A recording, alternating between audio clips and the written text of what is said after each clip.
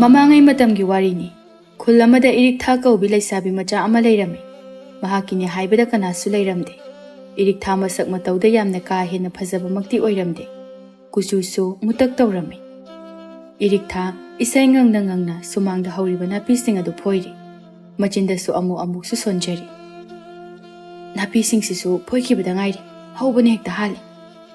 Nungsasu yakna sadoragli. Irik tha mamai mamit adu sugat na napi adu phoiri. Hayeng makha chatharageda. Ngasigidi loisilagi.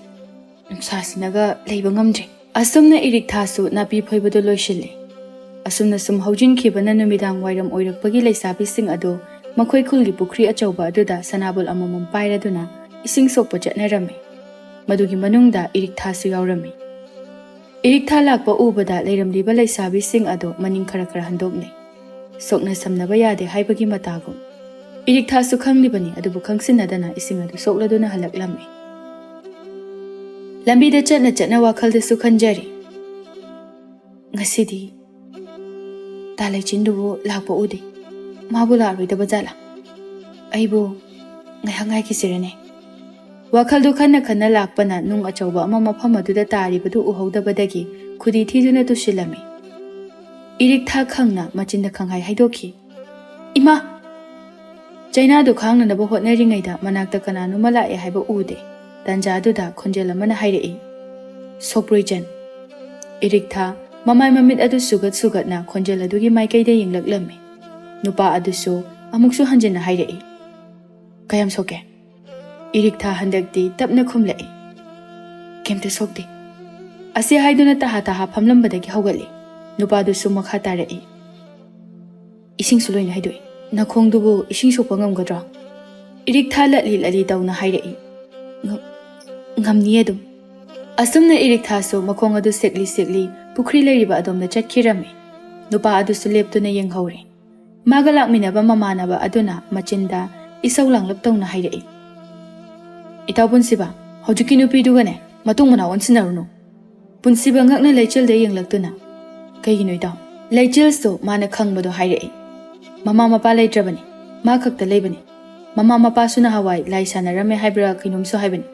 Hojiki nupidusu khulekaina Mahei tawba haina hainabani. Punsiba leichilgi wahai adu tabada nungaijaramde. Irik thasu machinna murum sonna ising adu amuk sokalaklami. Talichilse nongmugi nungsiba sum henkalai. Amukso wakalama lakpagumna mapukningda khalli. Hojiki nupadubu ekhoi khulgi miurajala. Nahangkai yung phawsu udi. Aina khangdaba orambasu yaida. Asumna irik thasu wakhal nungaina mayumda halaklami. Irik tha mana Leisa pungkak pharakpadagi leichilbu mana lona kana khanghandana nungsijarakibani. Asumna numitusu haukiba khanghaude. Irik thasu hanagumna imungda thaba inkhang tawri. Ngasidi wakhal adusu inungda nungaibagumna masada phawjari. Irik tha nukmi tawna. Talai jinse horendi kharangana la adi phanida. Ase haidana thabaksing adu sasat loisile. Somdana leichil ayuk nganta aduda maga khangnajabi ayingbi hoigi thongal aduda hangathanda chatuna sanari. Ayingbi thorakpa ngaibo oina. Ayingbi su hathu thongal degi thorei. Leichil no fet tawje ayingbi thorakpa ubaduda. Ayingbi yamna taha na hairei. Talejen kaino banangna haige haido hairo. Leichil su minop amaga loinana. Kashuluba wanateda. Nang uningdana sum phagi dawani. Ayingbi su machindo paithokuna hairei. Adudi ay changage imana ay halakdra hairamani. Asi haiduna changba hawi ayingbido. Leichil pa khatna taha na. Ayingbi horen ising sokpa lao ay ngairomge. Ayingbi su hoi khaktamak hairamduna yamna thona thongalda changkhirami. Leichil su ayingbina changkhibada nukmi yengduna leihawre. Asumna hainakhibagi matung inna leichilga ayingbiga su unarami. Irik thasu hanagi matawgum ising sokpa lakjabani. Adubu magi thawai makni khanjariba mahakna lamlanbi amaga harau wari sanaramba adu ubada mathwai yamna nungaijaramde. Leichil su irik tha ubada tawge yauna tawba matagum ayingbigi sanabun adu mana oina lauraduna ising sokat piraklami. Irik thadi leichilna magi mamang maktada ayingbibu yam ka hena nungshiba matawadu ubada hena nungai handre. Tanja adudagi nupa amana magi nakandagi hairei. ngaranggi nupi da natro. Irik tha so tungda sat onthokduna yenglai. Irik tha punsiba ubada ikaina hairei. Mani. Punsiba nokfet tauna. Kai mingkauge ngarang so hangodre. Irik tha tapna atuma khumlai. Irik tha somgidi. Punsiba. Asumna ani dongai hak tumina lairuraba matungda punsiba na tapna hairei. Ngaranggi khongnabadu di pharaba. Irik tha phare haibagumna makok adu nomlame. Punsiba so wa makha tarakhidre. Tanja aduda lechil so hathu changlakle. Ita chalasla. Punsiba lechil da onsinduna hairei. Aing bidi chakraba. Chatkre ekhoi su halasi. Asi haiduna punsiba gi khudang adu chingduna chatlame. Punsiba tungda haifet onthokduna irik tha da nungaitana yinglamduna chatkirame. Irik tha so nungaita makhoina chatkibadu yengduna leihore. Lechil chatna wangangle punsiba da chairigum. Aina sigi nupi sigi manakta naksingano haibana troita. Masigi nupi se tawgida ngam nupi ni nang cheksin jaw. Punsiba khulsida nauna khundarakpa miyoi oibana irik tha gi maramda kari su khanglamde. Lechil so makha asum samtharai. Aidine magi masakse ubada kibuki. Mamit khuyeng la ingduga as isase kainom taw. Khanjilubada kainom phawe. Punsiba so lechil na nganglibadu tarira tajira hoimai hairakte. Somda irik tha yumda hathu changlaktuna magi ka manung aduda changai. Mapi ira su chele. Ngasai lechil na ayingbibu yamna nungsijaba mataw aduda. Irik tha machinda tapna nason pikna solai. Ai soidana haigani. Ta lechilda aina mabu kayam nungsibake haibada. Ai soidana haigani. Asumna numitu so haukiba khanghaude. Irik tha ngasidi ngantana ising sokpa laklame lechil mungaiba oina. Mana asum ngaiduna leiringai punsiba lechilga haunaduna laklame. Irik tha yamna taha kaujara lechilbo. Ta lechil wamda haige. Lechil chatlambado chap leptuna akhaba mityeng amaga loinana irik tha da yenglai. Kai haige habano. Irik tha lechil gi manak nakna changsinduna hairei. Ta lechil ai ta lechilbo thamoi sengna nungsi. Lechil irik tha gi wahaido tabada sauna hairei. Irik tha yare wa makha taran. Aidi nang munuksidi yamna su hainade. Irik tha mamai mamit ngangsang ngangna nothaduna lei. Lechil su makha tarai. Aduga nang kanano haiba ai masak muna khangi. Nangumba mi amaga naksinaba phawba hangoi. Aina kitang haibada bhap taramgani haiba khangi. Punsiba su makhoi ani gi waridu ngasaidagi taribane. Irik tha tapna. Aina nang bunungsirubase haigi rala. Lechil asawa mityeng amaga loinana irik tha da yengduna hairei. Yari irik tha. Ai nangi warisi taningdre. Tungdagi ayingbina lechilbu kawraklame. Ta lechil. Lechil tungdo onthokdubada ayingbidu yenglai. Ayingbi sauningna lechilgi manakta changsinduna hairei. Ta lechil. Kari wari sanaramino. Amuksu irik tha da hainadaba mityeng ama yengduna lai. Lechil so karimnaboi kaiboi hairei. Kaishuluba wana deda lao jalase. Asi haiduna lechilna ayingbi khudang paiduna chatkirame. Punsibadi mafam aduda leptuna leihore. Irik tha mapi tup taduna mafam aduda tapna famthaduna hik kaplaklame. Punsiba irik tha gi matawadu yengba ngamjade. Themse hairabasu themngamda leptuna leire. Irik tha kaplambadagi fuk hawatuna yamna thuna chatkirame. Punsiba irik tha gi matawadu karino khanna ngakchanana ngaihak leptuna yenghori. Irik mayum hek yobaga magi ka manungda hathu chang wakhal mawon khalame. Irik tha gi wakhalda ai tala chilga khaina bangama. Khangai irik tha aingonda singnaba hawrabanina aina kaidoba ngamge haibada yengnaba tare. Wahaido haiduna akhaba minok ama noglaklame. Numit adusu khanghaude irik tha makhogi samang matonda hawriba sanarei pambi adudagi mana phajaba sanarei amakha yamna khoidana heklame. Aduga sanarei aduda yengduna nokfet tawi. Somda su punsiba phamungda hipna wakhal mawon khalle. Karigino. Mi amubu mi amana asuk yamna hantana yenglibase. Mi khudingmak chap manadabra. Amuk su ngarang irik thana kaptuna leiba adu mitmang aduda sangsang urai. Punsiba magi wakhalda irik thabo chingsin bagum taure. Asumna sum haukibana hapta amamu haujin kirame. Nongma irik tha lechilbu lakpa ngaire. Lechil so tanja chana laklame. Irik tha Laichal gi manakta changsin duna hairei. Ta Laichal, ai nangode am soikre. Ai nangi nafamda amuk hanna su yelaroi. Laichal su saurapna Irik tha da yengduna hairei. Yare, wa makha tanaragumse. Aigi lambida ayat pisu pige haina khalakanu. Asi haiduna Laichal do taha taha chatkirame. Laichal hek chatkibaga Irik tha akhaba minok ama nokladuna chatkriba Laichal bu tungdagi yengjahawe. Haina haina numitu sodu maghawjinke mathangi numitne. Laichal yam nganna punsiba khoida laklame. Punsiba yumgi sumang aduda ingkhol tawduna leirambane. Laichal punsiba gi manakta hathu hathu changsilaktuna hairei. Ita ibani Irik tha hoida amta chaluse. Punsiba ngakna moidudi kadauba. Laichal ikaina makok ado haifet paiduna Irik tha do yam uningi. Yaradi moida amukta chaluse. Punsiba ngakna Laichal da munna yengduna lai. Laichal so anam kanma matau uttuna hairei. Laoba chaluseba. Punsiba chamamna na hanglei. Mangonda kai haige haibano. Kaishu hairoiba.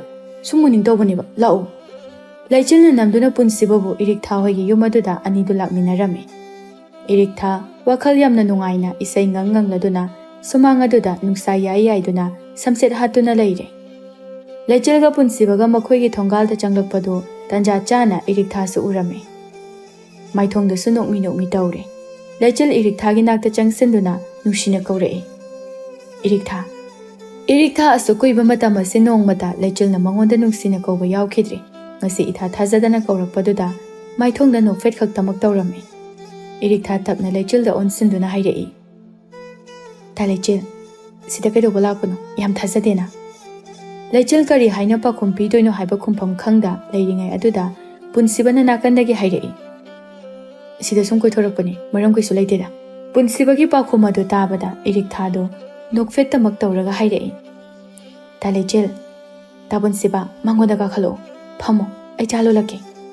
Punsiba taha tahana yarani lolurano. Kuirui ngaktani ngatangairamo. Asi haiduna imungda hatho hatho changkhirame. Punsibaga Laichal ga sufamduna leire. Laichal de amuk toiba mangak ado thangkatuna Irik tha bu tholakpra haiduna yengle. Kuihaude Irik tha de lonba loibada ngairiba cha ado haiduna puthorakle. Irik tha tapna nupa ani duda onsinduna hairei. Cha paise. Irik tha na haibagi matong cha hairakliba kona do pirame. Laichal de cha thakpaga changde Irik tha bu munna yengduna leire. Asumna makhoi anisu cha thakpa loiraduna chatnanaba hauganarei. Laichal Irik tha da onsinduna hairei. Irik tha horin ising sokpa ngana lao ai ngairamdoini. Asi haiduna Laichal so punsibaga chatkhirame. Irik tha su chatkriba ani duda yengduna leihore. Asumna matam so haukiba khanghode Irik tha so ising sokpa laklame. Laichal su nokmi tauna Irik tha bu lakpa ubada changsilai. Irik tha no fet tauna Laichal da onsilaktuna hairei. Ta Laichal kayam kuirage lakpa. Laichal su nokmi aduma khomlai. Kuidri aiso. Laichal amuk so Irik tha da yengduna hairei. Se piro nangi sanabundo ai ising sok pirake. Irik tha su tapna hairei. Yarni ta Laichal. Laichal su namdana Irik tha dagi sanabuna do lauraduna ising ado mana oina sokat piraklame. Irik tha de Laichal gi matau sing aduda ipenda penjaba haibadu oire. Punsiba madi ani dugi matau aduda thawai tana yengjare. Asumna sum haukibana numit nini humni marini sujinkre. Kuladugi mi khara su chibon ngangnaba haurakle. Laichal ga Irik tha ga mari lainarabra haibagi wakhal aduna. Paudo Laichal gi mama tharo su taraduna machanupa gi manakta changai. Laichal mama lakpa ubada hairei. Kai lerage ma tharo sauna machanupa da yengduna hairei. Khulsigi mina ngangnaribase achumbara. Nanga Irik tha ga lainariba mari se karino. Laichal so thawa isa sadana hairei. As ima noishu khangman kidre. Leishabi amaga pakhang amaga lainariba mari se karinoi. Asi phawba khangda male. Machanupa gi wahaiduda tharode henna sauninglagle. Aidi nahan makhai icha ayengbiga khangnariboi khalaga. Nangdi mama mapa mathong marang khangdabi nupi asiga khangnarami boire. Laichal su phingalai. Ima nangsu tumaina gadi haigano. Irik tha gi lamchatna ima da kari dokhrage. Tharo machada mamit khana yengduna hairei. Icha di madugi nupi aduda ꯌꯥꯝꯅ ꯅꯨꯡꯁꯤꯖꯔꯨꯔꯕ ꯖꯥꯠ ꯑꯣꯏꯔꯦ꯫ ꯂꯩꯆꯤꯜ ꯋꯥ ꯉꯥꯡꯗꯦ, ꯇꯨꯃꯤꯟꯅ ꯑꯗꯨꯝ ꯂꯩꯔꯝꯃꯤ꯫ ꯊꯔꯣꯁꯨ ꯃꯈꯥ ꯇꯥꯔꯛꯏ꯫ ꯀꯌꯥꯗ ꯍꯩꯅ ꯁꯨꯝꯃꯤꯅꯣꯅꯦ ꯏꯆꯥꯁꯦ ꯃꯥꯅ? ꯌꯥꯔꯦ ꯏꯃꯥ, ꯌꯥꯝ ꯇꯥꯅꯤꯡꯉꯛꯇ꯭ꯔꯦ꯫ ꯊꯔꯣꯁꯨ ꯃꯆꯥꯗ ꯃꯃꯤꯠ ꯐꯩꯅ ꯌꯦꯡꯂꯝꯗꯨꯅ ꯐꯦꯠ ꯂꯥꯎꯔꯝꯗꯨꯅ ꯊꯣꯛꯈꯤꯔꯝꯃꯤ꯫ ꯂꯩꯆꯤꯜꯁꯨ ꯃꯃꯥ ꯊꯣꯛꯈꯤꯕꯗꯨ ꯌꯦꯡꯗꯨꯅ ꯂꯩꯍꯧꯔꯦ꯫ ꯁꯣꯝꯗꯁꯨ ꯑꯏꯪꯕꯤ ꯄꯥꯎ ꯄꯨꯝꯕ ꯇꯥꯔꯝꯃꯤ꯫ ꯑꯏꯪꯕꯤ ꯉꯁꯤꯗꯤ ꯉꯟꯇꯥꯅ ꯏꯁꯤꯡ ꯁꯣꯛꯄ ꯂꯥꯛꯂꯝꯃꯤ꯫ ꯃꯇꯝꯁꯨ ꯊꯦꯡꯖꯤꯜꯂꯛꯄꯅ ꯅꯨꯃꯤꯗꯥꯡ ꯋꯥꯏꯔꯝꯒꯤ ꯃꯇꯝ ꯑꯣꯏꯔꯝꯃꯤ꯫ ꯂꯩꯆꯤꯜꯒ ꯏꯔꯤꯛꯊꯥꯒ ꯄꯨꯟꯅ ꯅꯣꯛ ꯅꯣꯛꯇꯨꯅ ꯂꯥꯛꯃꯤꯟꯅꯔꯝꯃꯤ꯫ ꯑꯏꯪꯕꯤ ꯂꯩꯆꯤꯜꯒ ꯏꯔꯤꯛꯊꯥꯒꯅ ꯅꯣꯛ ꯅꯣꯛꯇꯨꯅ ꯂꯥꯛꯂꯤꯕꯗꯨ ꯎꯕꯗ ꯃꯈꯣꯏ ꯑꯅꯤꯒꯤ ꯃꯅꯥꯛꯇ ꯆꯪꯁꯤꯟꯗꯨꯅ ꯍꯥꯏꯔꯛꯏ꯫ ꯇꯥ ꯂꯩꯆꯤꯜ, ꯑꯩꯅ ꯇꯥꯔꯤꯕ ꯄꯥꯎ ꯄꯨꯝꯕ ꯑꯁꯦꯡꯕ ꯑꯣꯏꯗꯣꯏꯔꯥ? ꯂꯩꯆꯤꯜ ꯀꯩꯝꯇ ꯊꯋꯥ ꯁꯥꯗꯅ ꯍꯥꯏꯔꯛꯏ꯫ ꯑꯆꯨꯝꯕꯅꯤ, ꯅꯪꯅ ꯇꯥꯔꯤꯕ ꯄꯨꯝꯕ꯫ ꯑꯏꯪꯕꯤ ꯃꯄꯤ ꯏꯔꯥ ꯆꯦꯟꯅ ꯍꯥꯏꯔꯛꯏ꯫ ꯑꯣ, ꯇꯥ ꯂꯩꯆꯤꯜꯅ ꯑꯩꯕꯨ ꯅꯨꯡꯁꯤ ꯍꯥꯏꯈꯤꯕ ꯄꯨꯝꯕ ꯇꯧꯁꯟꯅꯕ ꯑꯣꯏꯔꯝꯃꯕ? ꯂꯩꯆꯤꯜ ꯏꯉꯛ ꯉꯛꯅ ꯑꯩꯗꯤ ꯅꯪꯕꯨ ꯅꯨꯡꯁꯤ ꯍꯥꯏꯈꯤꯗꯦꯅ꯫ ꯑꯏꯪꯕꯤꯗꯨ ꯋꯥꯔꯧꯅ ꯂꯩꯆꯤꯜꯗ ꯌꯦꯡꯂꯝꯗꯨꯅ ꯈꯣꯡꯂꯩ ꯊꯨꯅ ꯆꯠꯈꯤꯔꯝꯃꯤ꯫ ꯏꯔꯤꯛꯊꯥ ꯂꯩꯆꯤꯜꯅ ꯑꯏꯪꯕꯤꯗ ꯍꯥꯏꯈꯤꯕ ꯋꯥꯍꯩ ꯄꯨꯝꯕ ꯃꯊꯃꯣꯏꯗ ꯑꯄꯦꯟꯕ ꯄꯣꯛꯆꯔꯝꯃꯤ꯫ ꯂꯩꯆꯤꯜ ꯏꯔꯤꯛꯊꯥꯗ ꯑꯣꯟꯁꯤꯟꯗꯨꯅ ꯍꯥꯏꯔꯛꯏ꯫ ꯏꯔꯤꯛꯊꯥ, ꯅꯪ ꯂꯥꯟꯅ ꯈꯟꯒꯅꯨꯀꯣ꯫ ꯑꯩ ꯃꯉꯣꯟꯗ ꯅꯨꯡꯁꯤ ꯍꯥꯏꯈꯤꯕꯁꯨ ꯂꯩꯇꯦ꯫ ꯃꯥꯅ ꯃꯁꯥ ꯃꯊꯟꯇ ꯋꯥꯈꯜ ꯄꯪꯁꯥꯗ ꯁꯥꯒꯠꯄ ꯑꯣꯏꯔꯝꯒꯅꯤ꯫ ꯏꯔꯤꯛꯊꯥ ꯇꯞꯅ ꯃꯣꯃꯣꯟ ꯅꯣꯛꯇꯨꯅ ꯑꯩ ꯀꯩꯁꯨ ꯈꯟꯗꯦꯗ꯫ ꯑꯁꯨꯝꯅ ꯑꯅꯤꯗꯣ ꯍꯔꯥꯎ ꯍꯔꯥꯎ ꯋꯥꯔꯤ ꯁꯥꯟꯅꯗꯨꯅ ꯂꯩꯔꯦ꯫ ꯑꯎꯕ ꯃꯤ ꯈꯔꯅ ꯑꯁꯨꯝꯅ ꯍꯥꯏꯅꯕꯁꯨ ꯌꯥꯎꯔꯦ꯫ ꯃꯁꯤꯒꯤ ꯂꯩꯆꯤꯜ ꯍꯥꯏꯕ ꯅꯨꯄꯥꯁꯦ ꯉꯥꯎꯕ ꯉꯥꯎꯕ꯭ꯔꯥ ꯀꯩꯅꯣ ꯁꯤꯕꯣ? ꯑꯁꯨꯛ ꯐꯖꯈ꯭ꯔꯕꯤ, ꯑꯁꯨꯛ ꯐꯈ꯭ꯔꯕꯤ ꯑꯏꯪꯕꯤꯁꯤꯒ ꯀꯥꯏꯅꯔꯒ ꯃꯊꯣꯡ ꯃꯔꯝ ꯈꯪꯗꯕꯤ ꯅꯨꯄꯤ ꯑꯁꯤꯒ ꯃꯔꯤ ꯂꯩꯅꯔꯤꯕꯁꯤꯕꯣ? ꯑꯃꯅ ꯑꯃꯨꯛꯁꯨ ꯑꯁꯨꯝꯅ ꯍꯥꯏꯔꯛꯏ꯫ ꯍꯩꯈ꯭ꯔꯦ ꯍꯩꯈ꯭ꯔꯦ, ꯃꯁꯤꯒꯤ ꯅꯨꯄꯤ ꯃꯆꯥ ꯑꯁꯤꯁꯨ ꯃꯤꯒꯤ ꯅꯨꯄꯥ ꯑꯁꯤꯕꯨ ꯁꯨꯝꯗꯨꯅ ꯊꯝꯕ ꯉꯝꯃꯤ꯫ ꯑꯗꯨꯅꯦ, ꯏꯆꯦ ꯊꯔꯣꯁꯤꯁꯨ ꯃꯆꯥꯅꯨꯄꯥꯗꯒ ꯉꯥꯡꯗꯕ꯭ꯔꯥ ꯈꯪꯗꯤꯌꯦ꯫ ꯃꯈꯣꯏ ꯃꯁꯦꯟ ꯑꯗꯨ ꯋꯥꯔꯤ ꯄꯪꯁꯥꯗ ꯁꯥꯟꯅꯔꯤ, ꯑꯃꯗꯒꯤ ꯑꯃ ꯑꯃꯗꯒꯤ ꯑꯃ꯫ ꯂꯩꯆꯤꯜꯁꯨ ꯏꯔꯤꯛꯊꯥꯕꯨ ꯃꯌꯨꯝꯗꯒꯤ ꯊꯣꯡꯒꯥꯜ ꯐꯥꯎꯕ ꯊꯤꯟꯖꯤꯟꯕꯤꯔꯨꯔꯕ ꯃꯇꯨꯡꯗ ꯃꯌꯨꯝꯗ ꯋꯥꯈꯜ ꯌꯥꯝꯅ ꯅꯨꯡꯉꯥꯏꯅ ꯅꯣꯛꯐꯦꯠ ꯅꯣꯛꯐꯦꯠ ꯆꯪꯂꯛꯏ꯫ ꯊꯔꯣ ꯃꯆꯥ ꯆꯪꯂꯛꯄ ꯎꯕꯗ ꯁꯥꯎꯅꯤꯡꯅ ꯍꯥꯏꯔꯛꯏ꯫ ꯅꯪ ꯀꯥꯏꯗ ꯆꯠꯂꯨꯏ? ꯂꯩꯆꯤꯜ ꯅꯣꯛꯂꯝꯕ ꯃꯤꯅꯣꯛꯇꯨ ꯆꯞ ꯂꯦꯞꯄꯤ, ꯑꯗꯨꯒ ꯃꯃꯥꯗ ꯑꯣꯟꯁꯤꯜꯂꯛꯇꯨꯅ ꯊꯋꯥ ꯁꯥꯗꯅ ꯈꯨꯝꯂꯛꯏ꯫ ꯏꯔꯤꯛꯊꯥ ꯎꯅꯔꯨꯕꯅꯤ꯫ ꯀꯩꯗꯧꯔꯒꯦ ꯏꯃꯥ? ꯌꯦꯡꯉꯨꯅꯦ ꯌꯦꯡꯉꯨꯅꯦ ꯃꯁꯤ, ꯏꯃꯥꯅ ꯌꯥꯗꯦ ꯍꯥꯏꯕ ꯅꯨꯄꯤꯁꯤ ꯅꯠꯇ꯭ꯔꯕꯗꯤ ꯅꯪ ꯅꯨꯄꯤꯒ ꯑꯝꯇ ꯂꯩꯖꯗ꯭ꯔꯕ꯭ꯔꯣ? ꯏꯃꯥꯅ ꯌꯥꯗ꯭ꯔꯁꯨ ꯑꯩꯗꯤ ꯃꯥꯕꯨ ꯅꯨꯡꯁꯤ꯫ ꯅꯨꯡꯁꯤꯕꯗꯨꯅ ꯌꯥꯒꯗꯧꯔꯤꯕ꯭ꯔꯅꯦ ꯅꯪꯕꯣ? ꯑꯃꯨꯛꯁꯨ ꯃꯃꯤꯠ ꯃꯅꯥ ꯂꯥꯎꯊꯣꯛꯂꯒ ꯃꯈꯥ ꯇꯥꯔꯛꯏ꯫ ꯉꯝꯃꯤꯗꯀꯣ ꯉꯝꯃꯤꯗꯀꯣ, ꯃꯗꯨꯒꯤ ꯏꯔꯤꯛꯊꯥ ꯍꯥꯏꯕꯤ ꯑꯉꯥꯡꯗꯨꯁꯨ ꯑꯩꯒꯤ ꯏꯆꯥꯁꯦ ꯃꯥꯅ ꯅꯝꯗꯅ ꯍꯦꯛ ꯄꯨꯡꯁꯨꯝ ꯁꯨꯝꯈꯤꯗꯀꯣ꯫ ꯂꯩꯆꯤꯜꯁꯨ ꯃꯃꯥꯗ ꯃꯃꯤꯠ ꯐꯩꯅ ꯌꯦꯡꯂꯝꯗꯨꯅ ꯏꯃꯨꯡꯗ ꯆꯪꯈꯤꯔꯝꯃꯤ꯫ ꯊꯔꯣꯁꯨ ꯆꯪꯈ꯭ꯔꯤꯕ ꯃꯆꯥꯗ ꯌꯦꯡꯗꯨꯅ ꯃꯨꯔꯨꯝ ꯃꯨꯔꯨꯝ ꯁꯣꯜꯍꯧꯏ꯫ ꯑꯩꯒꯤ ꯏꯆꯥꯁꯦ ꯄꯨꯡꯃꯥꯡ ꯍꯦꯛ ꯃꯥꯡꯉꯦꯗꯀꯣ꯫ ꯅꯥꯀꯜ ꯑꯃꯔꯣꯝꯗꯅ ꯄꯨꯟꯁꯤꯕ ꯃꯥꯒꯤ ꯀꯥ ꯃꯅꯨꯡ ꯑꯗꯨꯗ ꯃꯪꯗꯨꯅ ꯐꯝꯂꯤ꯫ ꯑꯃꯨꯛꯁꯨ ꯏꯔꯤꯛꯊꯥꯕꯨ ꯅꯤꯡꯁꯤꯡꯂꯛꯏ꯫ ꯃꯥꯁꯨ ꯄꯥꯎ ꯄꯨꯝꯕ ꯇꯥꯔꯤ, ꯏꯔꯤꯛꯊꯥꯒ ꯂꯩꯆꯤꯜꯒ ꯃꯔꯤ ꯂꯩꯅꯔꯦ ꯍꯥꯏꯕ꯫ ꯄꯨꯟꯁꯤꯕ ꯋꯥꯈꯜꯗ ꯑꯁꯨꯝꯅ ꯈꯟꯖꯔꯤ꯫ ꯏꯔꯤꯛꯊꯥ, ꯅꯪꯁꯤ ꯉꯝꯗꯤ ꯉꯝꯃꯤꯗꯀꯣ꯫ ꯃꯆꯤꯟꯗ ꯑꯁꯨꯝꯅ ꯁꯣꯟꯖꯔꯕꯁꯨ ꯊꯃꯣꯏꯅꯨꯡꯗꯗꯤ ꯀꯔꯤꯒꯤꯅꯣ ꯈꯪꯗ ꯅꯨꯡꯉꯥꯏꯇꯕꯅ ꯄꯤꯛ ꯊꯜꯂꯝꯃꯤ꯫ ꯁꯣꯝꯗꯁꯨ ꯑꯏꯪꯕꯤ ꯀꯞꯇꯨꯅ ꯂꯩꯔꯦ꯫ ꯇꯥ ꯂꯩꯆꯤꯜ, ꯅꯪꯅ ꯍꯟꯗꯛ ꯇꯧꯔꯤꯕ ꯃꯑꯣꯡꯁꯦ ꯀꯔꯤꯅꯣ? ꯑꯩ ꯈꯟꯐꯝ ꯈꯪꯉꯛꯇ꯭ꯔꯦ꯫ ꯇꯥ ꯂꯩꯆꯤꯜꯅ ꯑꯩꯉꯣꯟꯗ ꯀꯔꯤ ꯅꯨꯡꯉꯥꯏꯇꯕ ꯂꯩꯕꯒꯤꯅꯣ ꯑꯩꯕꯨ ꯊꯥꯗꯣꯛꯇꯨꯅ ꯆꯠꯈ꯭ꯔꯤꯕ? ꯑꯃꯨꯛꯁꯨ ꯄꯦꯟꯗꯅ ꯋꯥꯔꯧꯅ ꯁꯣꯜꯂꯤ꯫ ꯅꯨꯄꯥ ꯅꯈꯣꯏꯁꯦ ꯊꯥꯖꯕ ꯑꯝꯇ ꯌꯥꯔꯝꯗ꯭ꯔꯦ꯫ ꯑꯩꯅ ꯇꯥ ꯂꯩꯆꯤꯜꯕꯨ ꯊꯥꯖꯅ ꯅꯨꯡꯁꯤꯔꯨꯕ ꯑꯁꯦ ꯑꯩꯒꯤ ꯑꯁꯣꯏꯕ ꯑꯣꯏꯔꯝꯃꯤ꯫ ꯑꯁꯤ ꯍꯥꯏꯗꯨꯅ ꯑꯏꯪꯕꯤ ꯃꯁꯥꯒꯤ ꯇꯥꯔꯛꯂꯤꯕ ꯃꯄꯤ ꯑꯗꯨ ꯇꯩꯊꯣꯛꯆꯔꯝꯃꯤ꯫ ꯑꯁꯨꯝꯅ ꯅꯨꯃꯤꯠꯇꯨꯁꯨ ꯍꯧꯈꯤꯕ ꯈꯪꯍꯧꯗꯦ꯫ ꯃꯊꯪꯒꯤ ꯅꯨꯃꯤꯠꯅꯤ꯫ ꯑꯏꯪꯕꯤ ꯑꯌꯨꯛ ꯉꯟꯇꯥ ꯑꯗꯨꯗ ꯏꯔꯤꯛꯊꯥ ꯍꯣꯏꯒꯤ ꯁꯨꯃꯥꯡ ꯑꯗꯨꯗ ꯂꯦꯞꯂꯔꯦ꯫ ꯃꯥꯏꯊꯣꯡ ꯑꯗꯨꯁꯨ ꯏꯃꯟ ꯃꯟꯁꯤꯜꯂꯦ꯫ ꯏꯔꯤꯛꯊꯥ ꯃꯤ ꯂꯥꯛꯄꯒꯤ ꯃꯈꯣꯜ ꯇꯥꯕꯗꯨꯗ ꯊꯣꯔꯛꯂꯝꯃꯤ꯫ ꯏꯔꯤꯛꯊꯥ ꯉꯛꯅ ꯑꯏꯪꯕꯤꯗ ꯌꯦꯡꯗꯨꯅ ꯍꯥꯏꯔꯛꯏ꯫ ꯀꯩ ꯂꯩꯔꯒꯦ ꯑꯏꯪꯕꯤ? ꯑꯏꯪꯕꯤ ꯏꯔꯤꯛꯊꯥ ꯎꯕꯗ ꯑꯁꯥꯎꯕ ꯄꯨꯝꯕ ꯃꯀꯥ ꯐꯣꯡꯂꯛꯏ꯫ ꯑꯩꯅ ꯂꯥꯛꯂꯤꯕꯁꯤꯒꯤ ꯃꯔꯝ ꯅꯪꯁꯨ ꯍꯥꯟꯅ ꯈꯪꯂꯝꯂꯒꯅꯤ ꯍꯥꯏꯅ ꯑꯩꯅ ꯈꯜꯂꯤ꯫ ꯏꯔꯤꯛꯊꯥꯗꯤ ꯑꯉꯛꯄ ꯁꯛꯐꯝ ꯑꯃꯒ ꯂꯣꯏꯅꯅ ꯍꯥꯏꯔꯛꯏ꯫ ꯀꯩꯗꯧꯕ ꯌꯥꯎꯔꯒꯦ? ꯑꯏꯪꯕꯤ ꯅꯣꯛꯅꯤꯡꯗꯅ ꯅꯣꯛꯇꯨꯅ ꯑꯩꯒ ꯇꯥ ꯂꯩꯆꯤꯜꯒ ꯃꯔꯤ ꯂꯩꯅꯩ ꯍꯥꯏꯕ ꯅꯪꯁꯨ ꯈꯪꯂꯝꯒꯅꯤ꯫ ꯈꯪꯗꯕ꯭ꯔꯅꯤ ꯅꯪꯕꯨ ꯍꯥꯟꯅ? ꯏꯔꯤꯛꯊꯥ ꯀꯔꯤꯁꯨ ꯊꯋꯥ ꯁꯥꯗꯅ ꯈꯪꯉꯦ ꯍꯥꯟꯅ, ꯑꯗꯣ ꯍꯧꯖꯤꯛ ꯇꯥ ꯂꯩꯆꯤꯜꯅ ꯄꯥꯝꯕꯤꯗ꯭ꯔꯕ ꯅꯠꯇ꯭ꯔꯣ? ꯑꯁꯤ ꯍꯥꯏꯗꯨꯅ ꯀꯔꯦꯝꯅꯅ ꯅꯣꯛꯂꯝꯃꯤ꯫ ꯑꯏꯪꯕꯤ ꯌꯥꯝꯅ ꯁꯥꯎꯅ ꯍꯥꯏꯔꯛꯏ꯫ ꯃꯃꯥ ꯃꯄꯥ ꯃꯊꯣꯡ ꯃꯔꯝ ꯈꯪꯗꯕꯤ, ꯅꯪꯁꯨ ꯂꯩꯀꯥꯏꯅ ꯍꯥꯏꯅꯕ ꯄꯨꯝꯕ ꯑꯆꯨꯝꯕ ꯑꯁꯦꯡꯕ ꯑꯣꯏꯔꯝꯃꯤ꯫ ꯃꯤꯒꯤ ꯅꯨꯄꯥꯕꯨ ꯅꯪꯅ ꯅꯝꯗꯨꯅ ꯐꯥꯕ ꯉꯝꯃꯤ꯫ ꯅꯣꯛꯅꯕꯨ ꯍꯩꯅꯦ꯫ ꯏꯔꯤꯛꯊꯥꯗꯤ ꯀꯔꯤꯁꯨ ꯊꯧꯁꯥꯗꯅ ꯅꯣꯛꯇꯨꯅ ꯂꯩꯔꯦ꯫ ꯑꯌꯤꯡꯕꯤꯗꯤ ꯏꯔꯤꯛꯊꯥꯒꯤ ꯃꯑꯣꯡ ꯑꯗꯨꯗ ꯍꯦꯟꯅ ꯁꯥꯎꯅꯤꯡꯂꯛꯂꯝꯃꯤ꯫ ꯏꯔꯤꯛꯊꯥ, ꯅꯪꯁꯨ ꯅꯨꯄꯤꯅꯤꯀꯣ? ꯅꯨꯄꯤꯅ ꯅꯨꯄꯤꯒꯤ ꯑꯋꯥꯕ ꯈꯪꯕ ꯉꯝꯗꯦ ꯅꯠꯇ꯭ꯔꯥ? ꯍꯥꯏꯔꯤꯕ ꯅꯪꯗꯤ ꯑꯩꯒꯤ ꯑꯋꯥꯕ ꯈꯪꯕꯤꯈꯤꯕ꯭ꯔꯣ? ꯃꯇꯝꯗꯨꯗ ꯑꯩꯅ ꯀꯌꯥꯝ ꯏꯀꯥꯏꯕ, ꯀꯌꯥꯝ ꯋꯥꯕ ꯍꯥꯏꯕꯗꯣ ꯅꯈꯣꯏ ꯈꯪꯈꯤꯕ꯭ꯔꯥ? ꯈꯪꯈꯤꯗꯦ ꯅꯠꯇ꯭ꯔꯥ? ꯍꯧꯖꯤꯛꯅ ꯑꯩꯅ ꯀꯔꯤꯒꯤ ꯃꯤꯒꯤ ꯑꯋꯥꯕ ꯈꯪꯒꯅꯤ? ꯑꯌꯤꯡꯕꯤ ꯈꯨꯝꯕꯁꯨ ꯉꯝꯗ ꯃꯔꯨ ꯂꯨꯛꯊꯥ ꯃꯄꯤ ꯇꯨꯞ ꯇꯥꯗꯨꯅ ꯂꯩꯔꯦ꯫ ꯏꯔꯤꯛꯊꯥꯗꯤ ꯑꯌꯤꯡꯕꯤꯒꯤ ꯃꯇꯧ ꯄꯨꯝꯕ ꯍꯔꯥꯎꯅ ꯀꯨꯝꯍꯩꯒꯨꯝꯅ ꯌꯦꯡꯂꯤ ꯄꯦꯟꯅ꯫ ꯍꯟꯗꯛꯇꯤ ꯑꯌꯤꯡꯕꯤ ꯇꯞꯅ ꯏꯔꯤꯛꯊꯥꯗ ꯌꯦꯡꯗꯨꯅ ꯍꯥꯏꯔꯛꯏ꯫ ꯏꯔꯤꯛꯊꯥ, ꯑꯩ ꯇꯥꯂꯩꯆꯦꯜꯕꯨ ꯌꯥꯝ ꯅꯨꯡꯁꯤ꯫ ꯅꯪ ꯇꯥꯂꯩꯆꯦꯜꯕꯨ ꯊꯥꯗꯣꯛꯄꯤꯌꯨ, ꯃꯍꯨ ꯐꯥꯖꯤꯟꯗꯨꯅ ꯊꯝꯕꯤꯒꯅꯨ꯫ ꯏꯔꯤꯛꯊꯥ ꯀꯩꯁꯨ ꯍꯥꯏꯔꯝꯗꯅ ꯏꯃꯨꯡꯗ ꯌꯥꯝꯅ ꯊꯨꯅ ꯆꯪꯈꯤꯔꯝꯃꯤ꯫ ꯑꯌꯤꯡꯕꯤꯗꯣ ꯎꯄꯥꯏ ꯂꯩꯇ ꯆꯪꯈ꯭ꯔꯤꯕ ꯏꯔꯤꯛꯊꯥꯗ ꯍꯥꯏꯐꯦꯠꯇꯪ ꯌꯦꯡꯂꯝꯗꯨꯅ ꯆꯠꯈꯤꯔꯝꯃꯤ꯫ ꯏꯔꯤꯛꯊꯥ ꯏꯃꯨꯡ ꯍꯦꯛ ꯌꯧꯕꯒ ꯐꯥꯖꯤꯟꯗꯨꯅ ꯊꯝꯂꯨꯔꯕ ꯃꯥꯒꯤ ꯃꯄꯤꯁꯤꯡ ꯑꯗꯨ ꯁꯤꯟꯊꯔꯛꯂꯤ꯫ ꯃꯕꯨꯛꯅꯤꯡꯗꯁꯨ ꯑꯁꯨꯝꯅ ꯈꯜꯂꯤ꯫ ꯑꯩꯅ ꯇꯧꯔꯤꯕ ꯄꯨꯝꯕ ꯑꯐꯕ ꯅꯠꯇꯦ ꯍꯥꯏꯕ ꯑꯩ ꯈꯪꯏ, ꯑꯗꯨꯕꯨ ꯑꯩ ꯇꯥꯂꯩꯆꯦꯜꯕꯨꯗꯤ ꯊꯥꯗꯣꯛꯄ ꯉꯝꯃꯣꯏ꯫ ꯑꯃꯨꯛꯁꯨ ꯇꯥꯔꯛꯂꯤꯕ ꯃꯄꯤ ꯑꯗꯨ ꯁꯠ ꯇꯩꯊꯣꯛꯇꯨꯅ ꯍꯥꯏꯔꯛꯏ꯫ ꯀꯔꯤꯒꯤ ꯑꯩꯅ ꯀꯞꯇꯨꯅ ꯂꯩꯒꯅꯤ? ꯑꯩꯒꯤ ꯑꯋꯥꯕ ꯃꯈꯣꯏꯅ ꯎꯈꯤꯕ ꯂꯩꯇꯦ, ꯑꯩꯅꯁꯨ ꯃꯈꯣꯏꯒꯤ ꯑꯋꯥꯕ ꯎꯔꯣꯏ꯫ ꯑꯁꯤ ꯍꯥꯏꯗꯨꯅ ꯑꯈꯥꯕ ꯃꯤꯅꯣꯛ ꯑꯃ ꯅꯣꯛꯂꯝꯃꯤ꯫ ꯅꯣꯡꯃꯒꯤ ꯑꯁꯨꯝ ꯍꯧꯈꯤꯔꯝꯃꯤ꯫ ꯂꯩꯆꯤꯜꯒ ꯏꯔꯤꯛꯊꯥꯒꯁꯨ ꯍꯥꯟꯅꯗꯒꯤ ꯍꯦꯟꯅ ꯃꯈꯣꯏꯒꯤ ꯅꯨꯡꯁꯤ ꯃꯔꯤ ꯑꯗꯨ ꯆꯦꯜꯂꯛꯂꯝꯃꯤ꯫ ꯂꯩꯀꯥꯏꯒꯤ ꯃꯤꯁꯤꯡꯅꯁꯨ ꯏꯔꯤꯛꯊꯥꯕꯨ ꯊꯤꯅ ꯉꯥꯡꯂꯝꯃꯤ꯫ ꯃꯥꯒꯤ ꯇꯨꯡꯗ ꯅꯨꯄꯥ ꯐꯥꯕꯒꯤ ꯃꯍꯩ ꯑꯗꯨꯅ ꯂꯩꯆꯤꯜꯕꯨ ꯐꯥꯕꯤꯔꯤꯕꯅꯤ ꯍꯥꯏꯗꯨꯅ꯫ ꯅꯣꯡꯃ ꯏꯊꯥ ꯊꯥꯖꯗꯅ ꯊꯔꯣ ꯏꯔꯤꯛꯊꯥ ꯍꯣꯏꯒꯤ ꯌꯨꯝꯗ ꯂꯥꯛꯂꯝꯃꯤ꯫ ꯏꯔꯤꯛꯊꯥ ꯃꯥꯡꯒꯣꯜꯗ ꯍꯪꯒꯥꯝ ꯃꯟꯗꯨꯅ ꯂꯩꯔꯝꯕꯅꯤ꯫ ꯊꯔꯣ ꯏꯔꯤꯛꯊꯥ ꯎꯕꯗ ꯍꯦꯟꯅ ꯂꯥꯛꯊꯔꯛꯏ꯫ ꯍꯦ, ꯃꯍꯩ ꯍꯩꯕꯤ ꯂꯩꯁꯥꯕꯤ!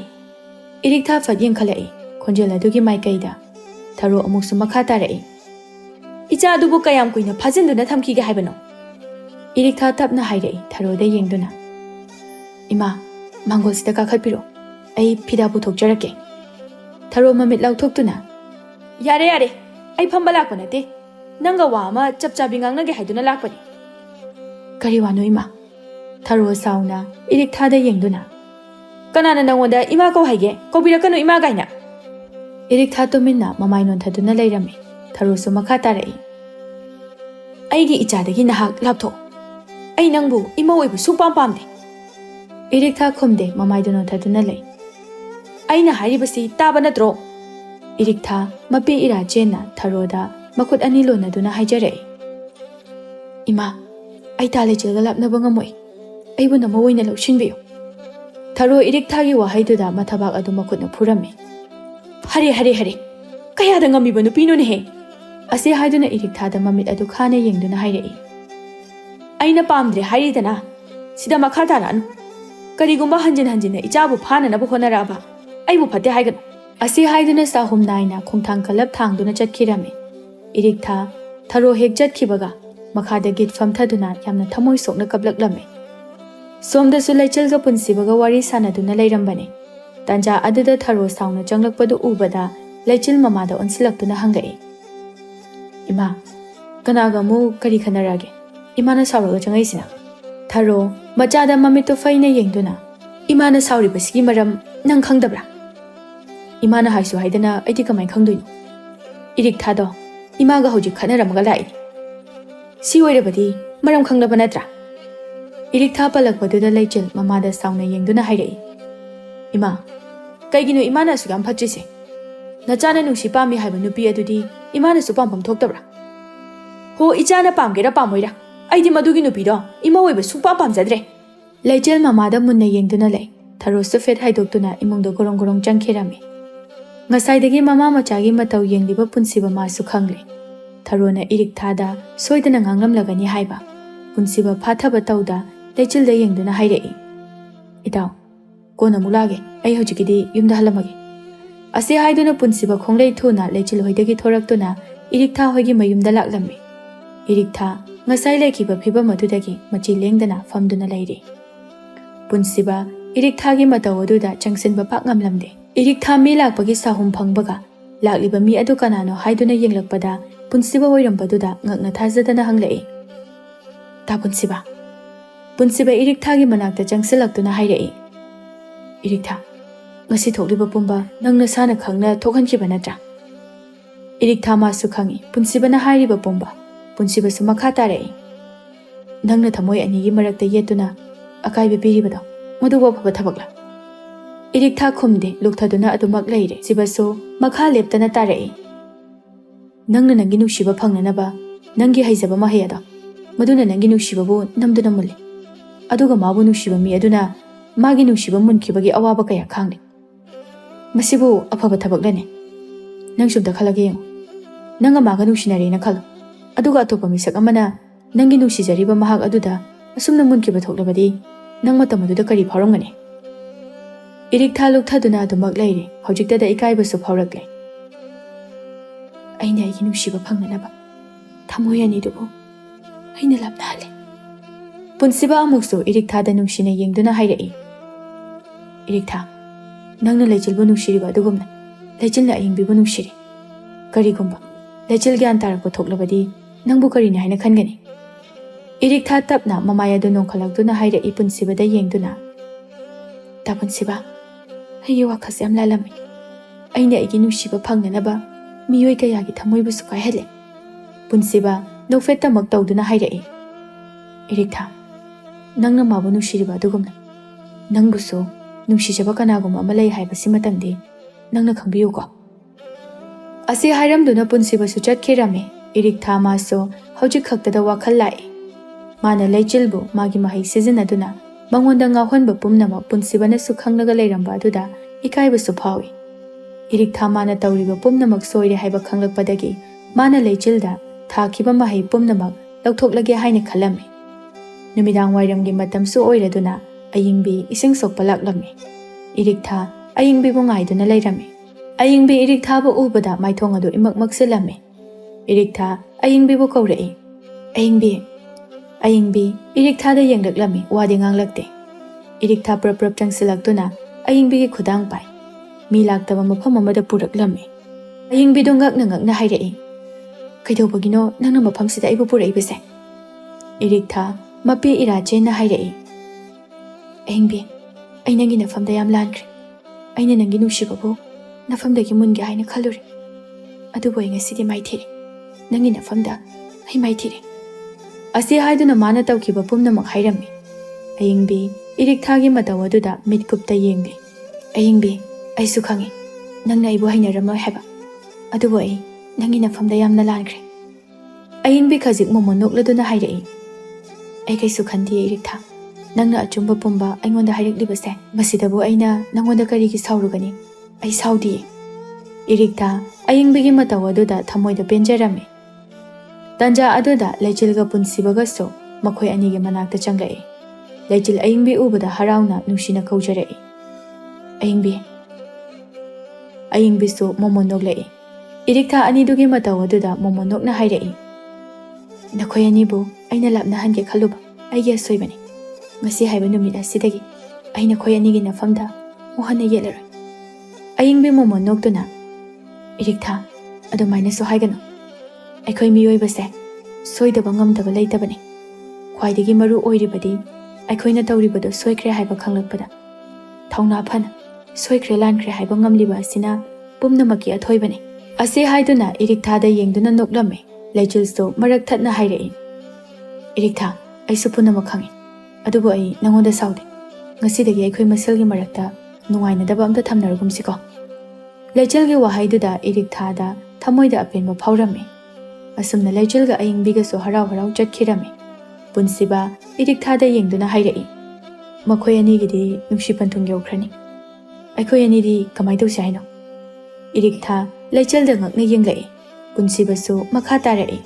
Irikta nangna leichilbu nungshiriba adugumna aina nangbu nungshi. Irikthadi angakpagi mathakta angakpa mahaibadu oire. Punsibasu makha tarai. Irikta nangaibudi nungshiba ngamoidra. Irikta momon khajik noktuna hairai. Ngamganiye.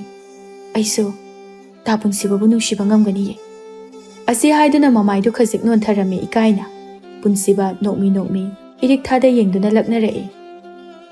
Mahei Heibi Leishabi nangna mahei sizinaduna migi nupa phabagumna aibusu phabiro. Irikthadu sauna mamit adu phaina punsibada yenglai. Punsiba nokna hairai. Mahei Heibi Leishabi. Irikthadu ikaina noklaklame. ꯑꯁꯨꯝꯅ ꯃꯈꯣꯏ ꯑꯅꯤꯁꯨ ꯅꯨꯃꯤꯠ ꯑꯗꯨꯗꯒꯤ ꯅꯨꯡꯁꯤꯅꯕ ꯍꯥꯏꯕꯗꯨ ꯑꯣꯏꯔꯝꯃꯤ꯫ ꯄꯨꯟꯁꯤꯕ ꯍꯣꯏꯒꯤ ꯏꯃꯨꯡ ꯃꯅꯨꯡꯁꯨ ꯈꯪꯂꯝꯃꯤ, ꯑꯗꯨꯕꯨ ꯃꯈꯣꯏꯁꯨ ꯃꯆꯥꯅ ꯅꯨꯡꯁꯤꯖꯕ ꯄꯥꯝꯖꯕ ꯑꯗꯨ ꯎꯕꯗ ꯀꯩꯁꯨ ꯍꯥꯏꯔꯝꯗꯦ꯫ ꯃꯈꯣꯏꯁꯨ ꯏꯔꯤꯛꯊꯥꯕꯨ ꯃꯃꯧ ꯑꯣꯏꯅ ꯂꯧꯁꯤꯟꯒꯦ ꯍꯥꯏꯗꯨꯅ ꯈꯜꯂꯝꯃꯤ꯫ ꯃꯇꯝ ꯈꯔ ꯂꯩꯔꯒ ꯄꯨꯟꯁꯤꯕꯒ ꯏꯔꯤꯛꯊꯥꯒꯁꯨ ꯂꯨꯍꯣꯡꯂꯗꯨꯅ ꯏꯪꯅ ꯆꯤꯛꯅ ꯄꯥꯟꯈꯤꯔꯝꯃꯤ꯫